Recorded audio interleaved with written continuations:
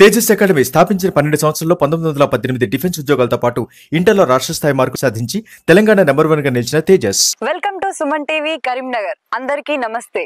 నేను మీ యాంకర్ ప్రౌలిక. ప్రస్తుతం మనం కరీంనగర్ కి సమీపంలో ఉన్న నగునూరు, దాదాపుగా ఒక సుమారు 9 కిలోమీటర్ల దూరంలో ఉన్న నగునూరులో ఉన్నామండి. ఒకప్పుడు ఇక్కడ 400 దేవాలయాలు ఉన్నాయని మనకు కథనం వచ్చింది. సో దాంట్లో భాగంగా రాను రాను కాలక్రమేణా కొన్ని అంతరించిపోయాయి, కొన్ని శిథిలావస్థకు వచ్చాయి. అందులో భాగంగా ఒక దేవాలయం త్రికుటాలయం. సో ఆ త్రికుటాలయాన్ని ఇప్పుడు మన కరీంనగర్ సుమన్ టీవీ తరపున మీ అందరికీ చూపించడానికి ఒక చిన్న ప్రయత్నం చేద్దాము. సో వెళ్దాం పదండి.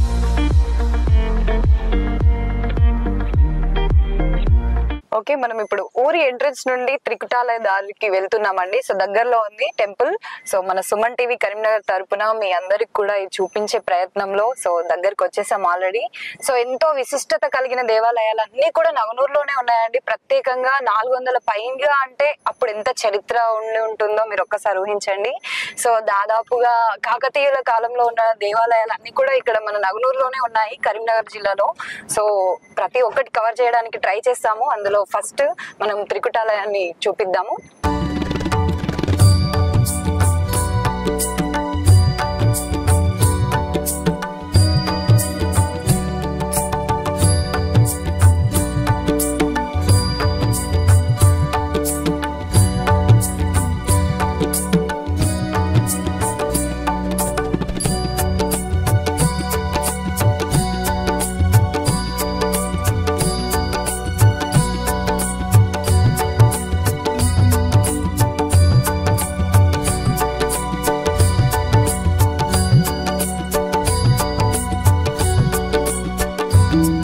మొత్తానికి మనము త్రికుటాలయం దగ్గరకు వచ్చేసాము, చూసారు కదా. సో దాదాపుగా 8వ శతాబ్దం నుండి 13వ శతాబ్దం వరకు ఇక్కడ కళ్యాణి చాణక్యులు, అలాగే వెమ్లవాడ చాణక్యులు, కాకతీయులు ఏలిన రాజ్యం, అంటే రాజ్యం ఆ కాలంలో, ప్రాచీన కాలంలో ఈ నగునూరుని వారందరూ పరిపాలించారండి. సో అందులో భాగంగా చాణక్యులు మనకు ఈ త్రికుటాలయాన్ని నిర్మించారు ఆ కాలంలో. సో ఇప్పుడు ఒకసారి వెళ్ళి అందులోకి మనము చూసేద్దాము డీటెయిల్డ్ గా. సో త్రికుటాలయం అనే పేరు ఎందుకు వచ్చిందంటే ఇక్కడ మనకు 3 శివలింగాలు ఉన్నాయి. సో ఆ 3 శివలింగాలు కూడా ఒకదానికొకటి అభిముఖంగా ఏర్పాటు చేయబడ్డాయి. సో ఒక్కొక్కటి క్లియర్ గా డీటెయిల్డ్ గా మీకు మన సుమన్ టీవీ కరీంనగర్ ద్వారా తెలియజేయడానికి మేము సిద్ధంగా ఉన్నాము. సో ఒకసారి చూసేద్దాము, వెళ్ళి పదండి. త్రికుటాలయంలోకి మనము ప్రవేశించే ముందే ఇక్కడ ముందు భాగంలో మనకు దేవుడి యొక్క ఒక వైపు భాగం పైన ఉన్న కప్పు ఇక్కడ వచ్చి ఉందండి, పడింది. సో చూస్తున్నట్టయితే శిథిలావస్థ స్థితిలో ఉంది దేవాలయం అంతా కూడా. సో ఒక్కసారి చూడండి.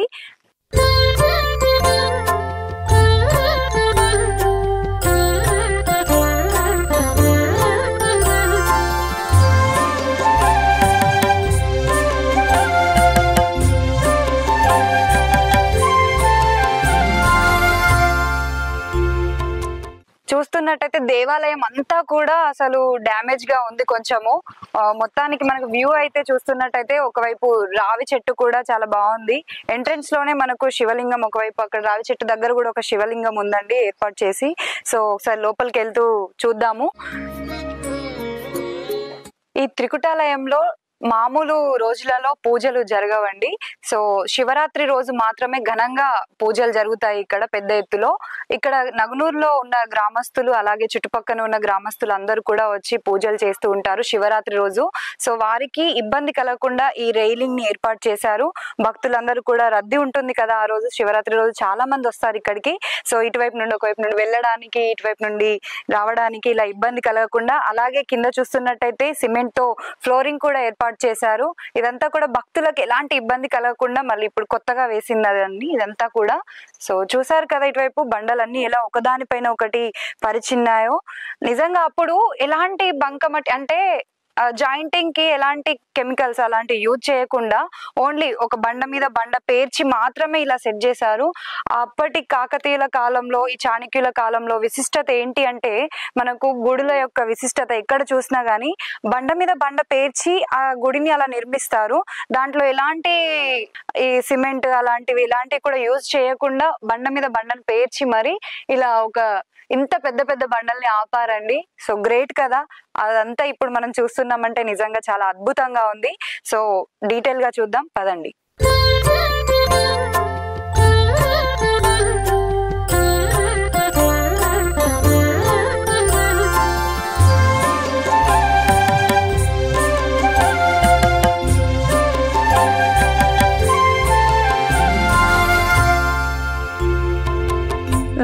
వెళ్తున్నప్పుడు చూస్తున్నారు కదండి, ఇవి ఇప్పుడు ఏర్పాటు చేసిన మెట్లు. ఇవి చాలా చిన్నగా ఉన్నాయి, కాకపోతే ఇక్కడ పైకి వెళ్తున్న కొద్దీ మనకు స్టెప్స్ అనేటి సైజ్ పెరుగుతూ ఉంది.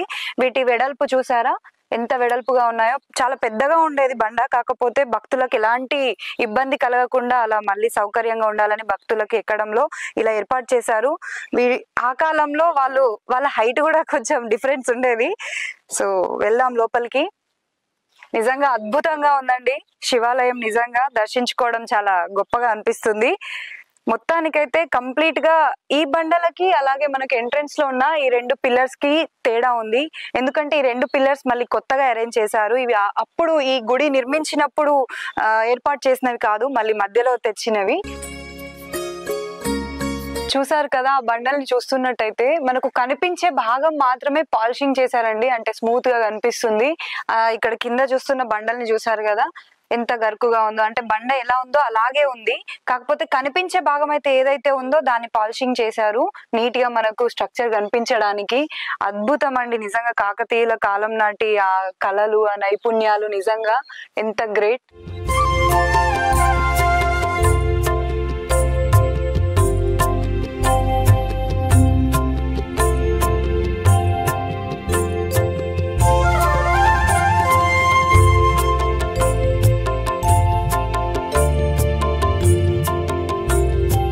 నిజంగా ఆ కాకతీయుల కాలం నాటి ఆ కళలు, నైపుణ్యాలు నిజంగా అద్భుతం అండి. ఎంత పెద్ద పెద్ద రాళ్ళు అసలు ఎలా తీసుకొచ్చి వీటిని ఇలా చెక్కారు, ఇలా సెట్ చేశారు అర్థం అవ్వట్లేదు. వామ్మో, ఈ పిల్లర్స్ చూసారా ఒక్కొక్కటి కంప్లీట్, నాకు తెలిసి ఇది ఒకటే బండలా ఉంది, దాన్ని ఇలా చెక్కారు అనుకుంటున్నాను నాకు తెలిసి. సో వీటి మీద ఈ కళా నైపుణ్యం చూసారా, ఆ రాతి మీదనే ఇలా చక్కగా ఎంచక్క ఒక్కొక్కటి ఇలా చెక్కడం జరిగింది నీట్ గా. సో చూసారు కదా 3 శివలింగాలు ఉన్నాయి. మనం ఒక్కొక్క గర్భగుడిలో ఉన్న శివుడిని ఒకసారి దగ్గరగా చూపించే ప్రయత్నం చేద్దాము. ఒకసారి ఇక్కడ ఉన్న శివుడిని చూద్దాం రండి.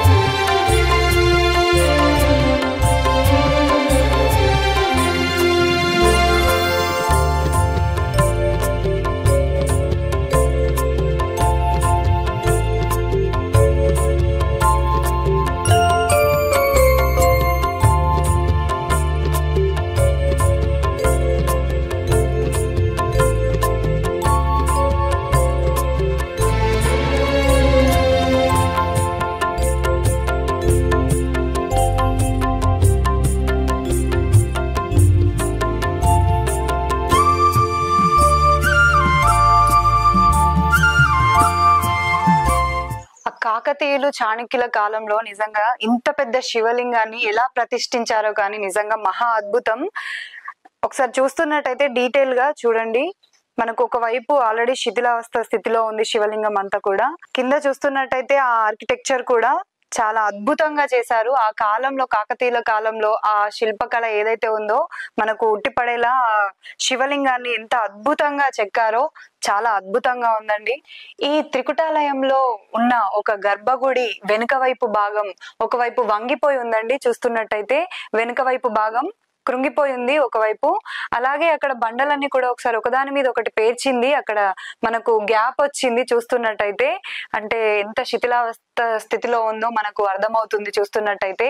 ఒకదానిపైన ఒకటి పేర్చి బ్యాలెన్స్ చేయడం అనేది నిజంగా అప్పుడు సాధ్యం, ఇప్పుడైతే అది అసలు వీలవ్వదు. ఒకదాని మీద ఒకటి పేర్చడం అనేది అప్పుడే కుదురుతుంది. సో శివాలయం ఒకవైపు గర్భగుడి అనేది ఇలా ఉంది. ఈ త్రికుటాలయంలో ఉన్న ఒక గర్భగుడిని చూసాం కదా, ఇంకో గర్భగుడిలోకి వెళ్దాం పదండి. ఈ త్రికుటాలయంలో ఉన్న ఇంకో గర్భగుడిలోకి వెళ్ళిపోదామండి.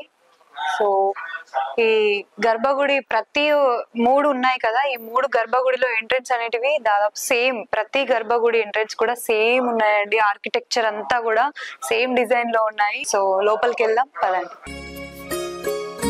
ఎంత చీకటిగా ఉందో ఇందులో చీకటిగా అంటే గర్భగుడి ముందున్న ప్లేస్ చీకటిగా ఉందండి. కాకపోతే గర్భగుడిలో ఉన్న శివుడు ఉన్నారు కదా, అక్కడ మాత్రం లైటింగ్ వస్తుంది. అదే ఇక్కడ విశిష్టత. సో కాకతీయుల కాలంలో ఉన్న ఒక విశిష్టత ఏంటి అంటే, ఎలాంటి దేవాలయంలో కూడా గర్భగుడిలో ఉన్న శివలింగం మీద మాత్రం ఖచ్చితంగా సూర్యకిరణాలు పడతాయి. అది ఇక్కడ ఉన్న ఒక విశిష్టత. సో చూద్దాం పదండి.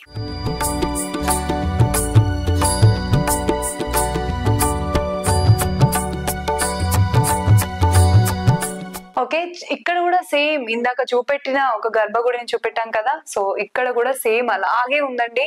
ఒక బండలు కూడా ఎంత సైజ్ లో సేమ్ అక్కడ ఎలా అయితే తీసుకున్నారో అదే కొలతతో ఇక్కడ కూడా సేమ్ ఒకదానిపైన ఒకటి బండలు. ఇక్కడ ఫస్ట్ ఒక 2 పెద్ద పెద్ద బండలు తీసుకున్నారు, వాటిపైన ఒక చిన్నగా. సో అలా ఏర్పాటు చేయడం అనేది 3 గర్భగుడిలో కూడా ముందున్న ప్లేసెస్ సేమ్ గా ఉన్నాయి. ఇక్కడ ముందు చూస్తున్నటువంటి ఆర్కిటెక్చర్ కూడా కంప్లీట్ గా సేమ్ ఉంది. సో ఇక్కడ కింద కూడా ఇక్కడ చూస్తున్నట్టయితే ఇక్కడ రాతి మీద చెక్కిన అది ఏదైతే ఉందో అదంతా కూడా సేమ్ ఉంది. సో వెళ్దాము ఇందులోపలికి కూడా ఒకసారి శివుని దర్శించుకుందాం.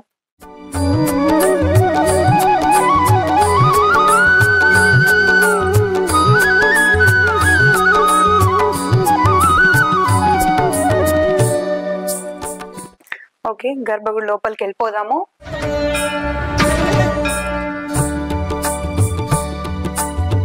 అయితే ఇంతకు ముందు 2 గర్భగుడిలో ఉన్న శివలింగాలను చూసాము, ఈ లింగాన్ని కూడా చూసారు కదా. డిఫరెన్స్ ఉందండి. అక్కడ 2 సేమ్ ఉన్నాయి, కాకపోతే ఇక్కడున్న శివలింగానికి 2 కళ్ళు ఉన్నాయి. సో ఇది డిఫరెన్స్ ఇక్కడున్న శివలింగానికి. కాకపోతే కంప్లీట్ గా పైనుండి కిందికి మాత్రం స్ట్రక్చర్ అంతా ఆర్కిటెక్చర్ అంతా సేమ్ ఉంది. ఒక ఐస్ మాత్రం డిఫరెంట్ గా ఉన్నాయి. ఈ శివలింగం మాత్రం ఎలాంటి డ్యామేజ్ అవ్వలేదండి, ఎలాంటి డ్యామేజ్ అవ్వలేదు. నిజంగా అద్భుతంగా ఉంది. అప్పటి నుండి ఇప్పటి వరకు కూడా ఈ ఒక్క లింగం మాత్రం, ఈ గర్భగుడిలో ఉన్న ఈ ఒక్క శివలింగం ఎలాంటి చెక్కు చెదరకుండా ఉంది. సో బండలు కూడా ఎలాంటి చెక్కు చెదరకుండా అలాగే ఉందండి. ఈ వైపు మాత్రం, ఈ వైపున చూస్తున్నట్టయితే గోడలు కూడా ఎలాగా ఉన్నాయో అలాగే ఉన్నాయి. నిజంగా అద్భుతంగా ఉందండి చూస్తున్నట్టయితే.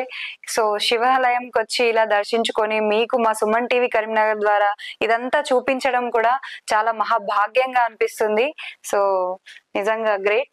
సో ఈ త్రికుటాలయంలో ఉన్న 3 గర్భగుడులను మనం చూసాము. ఒకటి అబ్జర్వ్ చేశారా మీరు? అసలు ఇక్కడ చూసారా, ప్రతి ఒక్క బండ పైన మనకు నెంబరింగ్ సిస్టమ్ ఉంది. అంటే పురావస్తు శాఖ వాళ్ళు మళ్ళీ తిరిగి నిర్మించేటప్పుడు ఏ బండలు ఎలా క్రమం తప్పకుండా మళ్ళీ అలాగే ఆ ప్లేస్ లోనే పెట్టడానికి ఇలా నెంబరింగ్ సిస్టమ్ అనేది ఇచ్చారు. సో మళ్ళీ ఎప్పుడు అది నిర్మాణం జరుగుతుందో తెలీదు.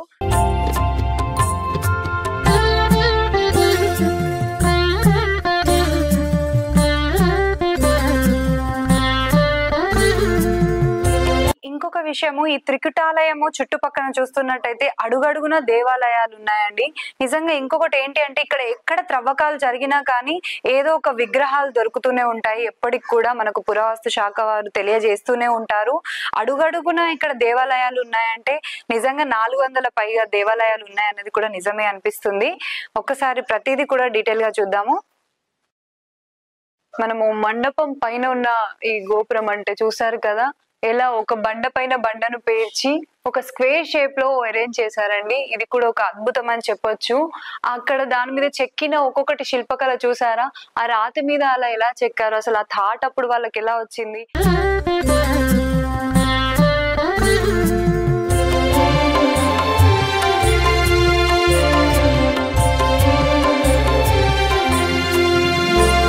ఇంకొకటి ఏంటి అంటే, 8వ శతాబ్దం నుండి 13వ శతాబ్దం అనుకున్నాం కదా, ఆ కాలంలో నిజంగా ఇంత టెక్నాలజీ అప్పుడు లేకపోయినా కూడా ఇంత అద్భుతంగా ఈ శిలల పైన ఇలాంటి శిల్పకళ చేయడం అనేది ఆ చాణక్యుల కాలంలో, ఆ కాకతీయుల కాలంలోనే సాధ్యం అండి. నిజంగా ఇదంతా కూడా చూస్తున్నట్టయితే అంటే ప్రపంచం అంతటా కూడా చాటి చెప్పేలాగా, వారి స్థాయిని తెలియజేసేలాగా వారు ఇంత చక్కగా చెక్కించారు అనేది మనకు అర్థమవుతుంది. సో చాలా అద్భుతంగా ఉంది. అప్పటికి ఇప్పటికి చాలా డిఫరెన్స్ ఉంది.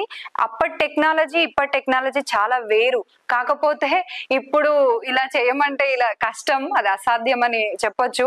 ఎలాంటి అంటే మనకు సిమెంట్ అలాంటివి ఏవి కూడా యూజ్ చేయకుండా ఇంత అద్భుతంగా ఆలయాలను నిర్మించడం ఆ కాలంలోనే సాధ్యం. నిజంగా అప్పటికి ఇప్పటికి కూడా చూసారు కదా, ఇంకా చెక్కు చెదరకుండా, అంటే శిథిలావస్థలోనే ఉంది కానీ కొన్ని పిల్లర్స్ అయినా సరే మనకు బండ మీద బండ పేర్చినవి ఒక్కొక్కటి ఎలాంటి చెక్కు చెదరకుండా ఇంకా ఉన్నాయి. ఇప్పుడిప్పుడే కడుతున్న కొన్ని మనం చూస్తున్నాం కదా, ఆ కట్టడాలు కూడా ఇప్పుడు మొత్తానికైతే కూలిపోతున్నాయి.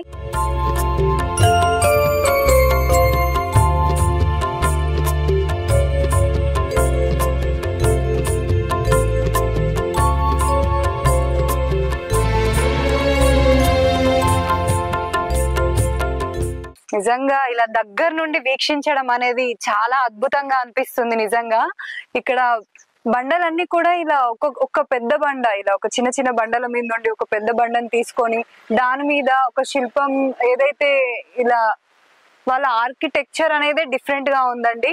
సో సైడ్ టు సైడ్ పేర్చారు, ప్రక్కకే పేర్చి ఇలా దేవాలయాన్ని నిర్మించడం అనేది చాలా గొప్ప విషయం. నిజంగా మనము ఈ దేవాలయాన్ని ఎలాంటి సిమెంట్ అలాంటి ఏవి కూడా యూజ్ చేయకుండా ఉపయోగించారు అని చెప్పడానికి ఇది ఒక ఆధారం అండి.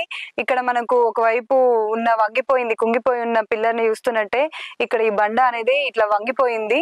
ఇందులో చూస్తే ఎలాంటి సిమెంట్ కానీ ఏది కూడా యూజ్ చేయకుండా ఉన్నారు. ఇది ఒక ప్రూఫ్ మనకి. ఇక్కడ ఎంత గ్యాప్ వచ్చిందో చూసారా. నిజంగా ఇలా ఆగడం అనేది అది దగ్గర నుండి చూస్తే ఆ ఎక్స్పీరియన్సే వేరుగా ఉంది. సో మీరు కూడా ఈ నగునూరు చుట్టుప్రక్కల ఉన్న గ్రామస్తులందరూ కూడా ఒకసారి ఈ త్రికుటాలయానికి వచ్చి వీక్షించండి. ఇలాంటి పురాతన దేవాలయాలు అనేటివి శిథిలావస్థలో ఎన్నో కూడా వెళ్ళిపోయాయి. ఇలాంటివి వచ్చి వీక్షించడం ద్వారా మనము ఎంతో నేర్చుకోవచ్చు. అప్పటి కట్టడాలు, అప్పటి నైపుణ్యాలు ఇప్పుడు ఎంతవరకు ఉన్నాయి అనేది కూడా మనకు అర్థమవుతుంది.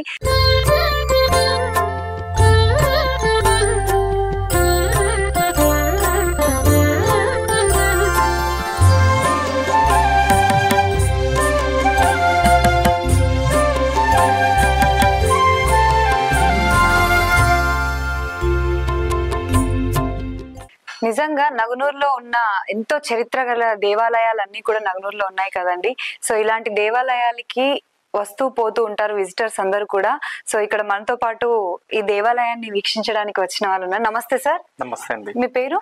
నా పేరు డాక్టర్ శ్రీనివాస్ అండి. నేను సికింద్రాబాద్ నుంచి వచ్చాను. సికింద్రాబాద్ అంటే మా స్వగ్రామము ఈ కరీంనగర్ జిల్లానే. నేను ఇలాంటి మన భారతదేశ చరిత్రలో చారిత్రాత్మకమైనటువంటి వైభవం ఉన్నటువంటి దేవాలయాల్ని కానీ మన వారసత్వ సంపదను అందరినీ వీక్షించడం అనేది నాకు ఒక అలవాటు. సో ఇప్పుడు మనం ప్రస్తుతం అయితే నగనూరు అనే పట్టణంలో అంటే ఇది ఒక గ్రామంలో ఉన్నాము.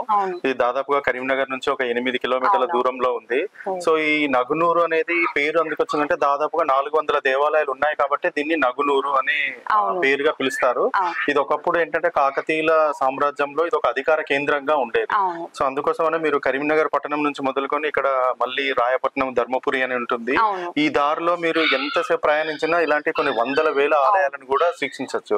సో దేశ చరిత్ర అనేది ఓన్లీ మన మట్టే కాకుండా మన వారసత్వ సంపద కూడా అంతే కదా. దేశం అంటే మట్టి కాదు, ఈ దేశం అంటే మనుషులు అని గురజాడారు అన్నారు కదా. దేశం అంటే మట్టి కాదు, మనుషులు అంటే మనిషే కాకుండా మనిషితో పాటు భూమి పైన ఉన్నటువంటి ప్రతి చారిత్రాత్మక సంపద కూడా మనకు చాలా అవసరం. అంటే దురదృష్టవశాత్తు ఇప్పుడు ఉన్నటువంటి యువతరానికి అంటే వాళ్ళ యొక్క చదువులో పాఠ్యాంశాలలో ఉన్నటువంటి విషయాలు కానీ ఏంటంటే ఇలాంటి వాటిని తెలపకపోవడము నిజంగా అదొక దురదృష్టకరమైన విషయము. కానీ భారతదేశంలో మనము వెతుక్కుంటూ పోతే అడుగడుగునా కూడా ఒక గుడి ఉంటుంది. అడుగడుగునా ఒక గుడి ఉంటుంది. ఆ గుడికి కూడా ప్రత్యేకమైనటువంటి ఒక చరిత్ర అనేది కలిగి ఉంటుంది. సో వాటిని నిజంగా తెలుసుకుంటూ పోతే నిజంగా పూర్వీకులు మన కోసం ఏమి వదిలారు అనేది వీటిని సందర్శించడం వల్లనే మనకు తెలుస్తుంది. సో దీనిని ఎక్స్ప్లోర్ చేయడం కోసం అనే చాలా మంది కూడా విదేశీయులు వస్తుంటారు. దురదృష్టకరమైన విషయం ఏంటంటే మన భారతీయులే వీటి గురించి పట్టించుకోరు. కానీ చాలా మంది కూడా వెస్టర్న్ కంట్రీస్ నుంచి వచ్చి ఇక్కడ దాదాపు వారం రోజులు, నెల రోజులు ఇక్కడ ఉండిపోయి ప్రతి దాని మీద ప్రతి శిల మీద ఒక పరిశోధనగా చేస్తున్నటువంటి విషయం. సో దీన్ని చూసి మనము చాలా నేర్చుకోవాల్సినటువంటి విషయం ఎంతో ఉంది. అందుకోసమనే దీని చరిత్రనే తెలుసుకోకుండా చాలా వరకు ఏంటంటే అన్ని కూలిపోవడం గానీ లేకపోతే ధ్వంసమయ్యే పరిస్థితిలో ఉన్నాయి. సో దీని గురించి కూడా మన ఎవరైతే లోకల్ గా ఉంటారో పురావస్తు శాఖ వాళ్ళు కానీ ప్రభుత్వంతో పాటు ఈ యొక్క చుట్టుపక్కల ఉన్న గ్రామాలు కానీ చదువుకున్నటువంటి యువతరం కూడా దీనిపైన కొంచెము మనం ఏంటంటే ఆసక్తి కనబరిచేసేసి దీన్ని కూడా కొంచెము బాగుపరచుకోవాలి, మన చరిత్రను నెక్స్ట్ తరాలకి అందించుకోవాలి, భావితరాలకు అందించుకోవాలనేది నిజంగా ప్రతి ఒక్కరికి ఆ ఆలోచన రావడం అనేది రావాలి కూడా.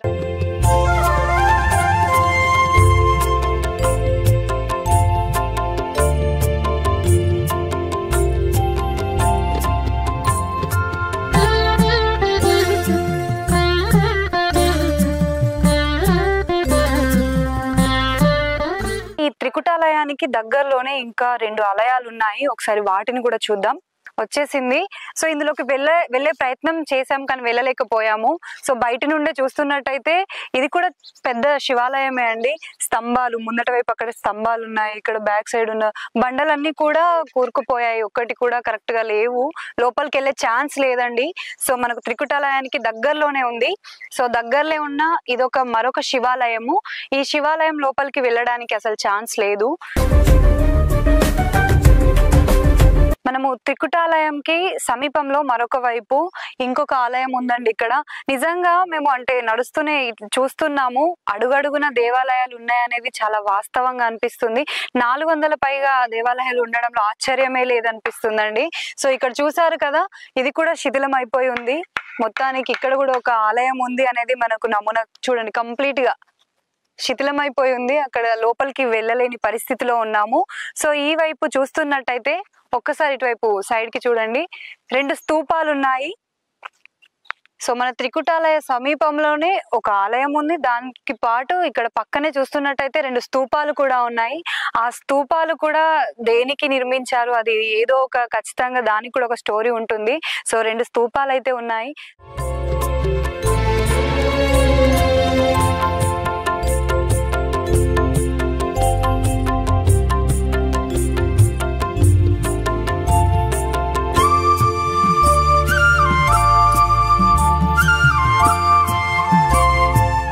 సో ఇదంతా కూడా మన సుమన్ టీవీ కరీంనగర్ తరపున చూస్తున్న ప్రేక్షకులందరికీ కూడా అర్థమై ఉంటుంది. సో మీరు కూడా ఈ నగనూరులో ఉన్న దేవాలయాలన్నిటికీ వచ్చి విజిట్ చేసి మీరు ఖచ్చితంగా అద్భుతంగా ఉన్నాయండి ఒక్కొక్క కట్టడాలు.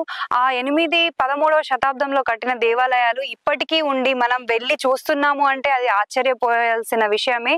సో అలాగే దేవాలయాలు శివాలయాలని విజిట్ చేసే ఇష్టమైన వారు కూడా ఉంటారు. అలాంటి వారు కూడా వచ్చి ఇక్కడికి విజిట్ చేయొచ్చు. ప్రతి ఒక్కరు వచ్చి సో శివుడి ఆశీర్వాదము తీసుకున్నట్టు ఉంటుంది. ఆ కాలంలో ఉన్న ఆ అద్భుతమైన కట్టడాలని చూసినట్టు ఉంటుంది. అప్పటికి ఇప్పటికి చాలా తేడా ఉందండి. నిజంగా రియాలిటీలోకి వచ్చి చూస్తేనే మనకు అది అద్భుతంగా అనిపిస్తుంది. ఓకే, సో ఇప్పుడు మనం ఇక్కడ త్రికుటాలయానికి దగ్గరే ఉన్న ఆలయంకి వచ్చాం కదా. ఇక్కడ 2 స్తంభాలు కూడా ఉన్నాయి. సో దగ్గరే ఉన్న స్థానికులు ఉన్నారండి ఇక్కడ మనతో పాటు. సో మీ పేరు? శంకరయ్య. ఓకే, శంకరయ్య గారు మనతో ఉన్నారండి. సో నమస్తే శంకరయ్య గారు. నమస్తే. మనకు ఇక్కడ ఈ స్తూపాలు ఉన్నాయి, ఇక్కడ ఈ గుళ్ళు ఉన్నాయి, వీటి గురించి మీకు ఏమైనా తెలుసా? ఇక్కడ శివాలయం ఉన్నది, అది శివాలయం. ఓకే, ఇప్పుడు ఇది త్రికుటాలయం. అయితే వాటికి దగ్గర ఇవి స్తంభాలు ఉన్నాయి. ఓకే, ఆ స్తంభాల మీద గరుడ పక్షి అనేది ఉండే. గరుడ పక్షి ఉండేనా దాని మీద విగ్రహం? ఓకే, అయితే దాన్ని వాళ్ళు ఎక్కడోళ్ళు ఎక్కపోయారు. ఓకే, హైదరాబాద్ లో పట్టుపడ్డారు. ఓహో, దాన్ని పలుగొట్టిర్రు. ఓ, అంతవరకు తెలిసింది. అయితే దీని మీద దానికి ఎక్కి నూనె పోసి దీపం ముట్టించేది. ఓహో, వెనుకట పాతకాలంలో దీపం ముట్టించేవారు. ఇప్పుడు అది ఎత్తుకపోయిన కాడ నుంచి ఏం వాళ్ళు అత్తలేరు. ఇక ఎవరు ఇక దీనికి వచ్చి ఏం పట్టించుకోలేదు. ఇక్కడ స్తంభం ఉన్నది, దాని మీద కూడా విగ్రహం ఉండే. ఓహో, ఇంకా ముందు వైపు కూడా ఇంకొక స్తంభం ఉంది. అది ఉన్నదా పోయిందా తెలియలే. ఇంకా ఇప్పుడు శివరాత్రి జాతర తాగుద్ది, కథలు చెప్పుడు, పూజలు పురస్కారాలు, బామ్మన్లు వస్తారు ఆడానికి ఒక పరి. ఇప్పుడు అట్టిగా కూడా అత్తుర్రు మనసులు. మరి ఈ గుడి గురించి ఒకటి ఉంది కదా, ఇక్కడ నుండి దేవుడు వెమ్లవాడకు వెళ్ళిపోయిండు అని, అది నిజమేనా? నీకేమైనా తెలుసా ఈ మాట? ఇక్కడ నుంచి వెళ్ళిపోయి అక్కడ నికురం అయిందట అన్నారు. సో ఒకసారి ఇక్కడ దేవాలయం ఉంది కదండి. అంటే మాకు మా తాతలు చెప్పింది ఏంటంటే పూర్వంలో ఇక్కడ ఫుల్ దేవాలయాలు ఉండేవి. ప్లస్ మన అక్కడ మీరు ఆల్రెడీ టెంపుల్ కి వెళ్ళిన అంటారు కదా, అక్కడ శివాలయ మన లింగాలు ఉండేవి. అక్కడ లింగాలకు దొంగలు ఏం చేశారంటే వెనక సైడ్ గడ్డవరతోని కొట్టేసారు అన్నట్టు. అంటే అప్పుడు మా తాతలు చెప్పిందంటే దేవుడు అట్లా వెళ్ళిపోయాడు అని చెప్పారు. అవునా? శ్రీ రాజరాజేశ్వర స్వామి ఫస్ట్ ఇక్కడ కొలువై ఉన్నారు, మా ఊర్లోనే ఉండే. అయితే అట్లా దొంగలు అలా చేయడం వల్ల ఆయనకు కోపం వచ్చి అక్కడికి తరలి వెళ్లారు అనేది ఒక నానుడి మీకు సమాచారం. సో చూసారు కదా, ఇది సమాచారం స్థానికులు చెప్తున్నారు ఇలా. సో ఇక్కడ శ్రీ రాజరాజేశ్వర స్వామి ఫస్ట్ ఇక్కడే కొలువై ఉన్నారు. దీన్ని వెమ్లవాడ అని కూడా అన్నారా? వెమ్లవాడ అని కూడా అనేవారట ప్రాచీన కాలంలో. సో అలా దొంగలు అలా చేయడం వల్ల ఇంకా వచ్చిన సమాచారం ఏంటి అంటే ఈ దేవాలయాన్ని నిర్మించేటప్పుడు ఎంత ఖర్చు అయిందో ఆ ఖర్చుని లెక్కించడం వల్ల శ్రీ రాజరాజేశ్వర స్వామికి నచ్చక వెమ్లవాడకి వెళ్ళి అక్కడ కొలువై ఉన్నారు అని మనకు సమాచారము. సో ఒకసారి చూద్దాము ఇక్కడ ఈ టెంపుల్ పరిస్థితి ఎలా ఉంది అనేది. రండి, మనం ఇప్పుడు త్రికుటాలయానికి సమీపంలోనే ఉన్న మరొక ఆలయంకి వచ్చామండి. సో ఇక్కడ ఒకసారి చూద్దాము. ఎంట్రన్స్ లోనే ఒక పెద్ద బండ కూడా ఉంది, దీని మీద ఒక శిల్పం కూడా చెక్కి ఉందండి. మనం త్రికుటాలయంలోనే సమీపంలో ఉన్న మరొక ఆలయంలోకి వచ్చామండి. ఇక్కడ చూస్తున్నట్టే ఎంట్రీలోనే ఒక పెద్ద బండ ఉంది, దాని మీద ఒక శిల్పాన్ని కూడా చెక్కడం జరిగింది. సో ఆ శిల్పాన్ని కూడా ఆ కాలంలో ప్రాచీన కాలంలో చెక్కారు. సో దేవాలయానికి ఎదురుగా ఉంది ఆ బండ. సో ఒకసారి దేవాలయం చూస్తున్నట్టయితే ఇక్కడ శ్రీ రాజరాజేశ్వర స్వామి అప్పుడు ఆ కాలంలో ఇక్కడే కొలువై ఉండేవారు అని ఇక్కడ గ్రామస్తులు చెప్తున్నారు. ఈ దేవాలయాన్ని కూడా కాకతీయుల రాజులు ఆ కాలంలోనే కాబట్టి ఒకసారి చూసారు కదా, ఒకసారి ఆ బండ పైన బండ పేర్చే విధానం అయితే ఏదైతే ఉందో అదంతా సేమ్ అండి. ఎక్కడ చూసినా గానీ మనకు సిమెంట్ అలాంటివి ఏది యూజ్ చేయకుండా అలాగే కట్టారు. ఇక్కడ నుండి శ్రీ రాజరాజేశ్వర స్వామి గారు అక్కడికి వెళ్ళారు అనేది ఇక్కడ ఉన్న గ్రామస్తులందరూ కూడా చెప్తున్నారు. ఇది ఇక్కడ సమాచారం. ఇప్పుడు ఈ దేవాలయానికి 2 ద్వారాలు ఉన్నాయండి. ఈ 2 ద్వారాలలో చూస్తున్నట్టయితే మనకు లోపల ఎలాంటి విగ్రహాలు కూడా లేవు. సో అదే నిదర్శనం ఏంటి అంటే ఇక్కడ నుండి శ్రీ రాజరాజేశ్వర స్వామి వెమ్లవాడలకు తరలి వెళ్ళారు అనేది. ఇందులో ఎలాంటి విగ్రహాలు లేవు, ఎలాంటి పూజలు కూడా లేవు. సో చూస్తున్నారు కదా, ఇక్కడ ఎలాంటి పూజలు కూడా లేవు. కంప్లీట్ గా ఈ సర్కిల్, ఈ సరౌండింగ్ అంతా కూడా మొత్తం పాడుబడి ఉన్నది. సో అది విషయము. నగునూరులో అడుగడుగున ఆలయాలు ఉన్నాయనేది మనం నిజంగా చూస్తున్నామండి. ఇక్కడ ఆల్రెడీ లైవ్ లో మీకు చూపించే ప్రయత్నం చేశాము, క్లియర్ గా కళ్ళకు కట్టినట్టుగా మీకు చూపించాము. సో ఇది ఇక్కడున్న పరిస్థితి.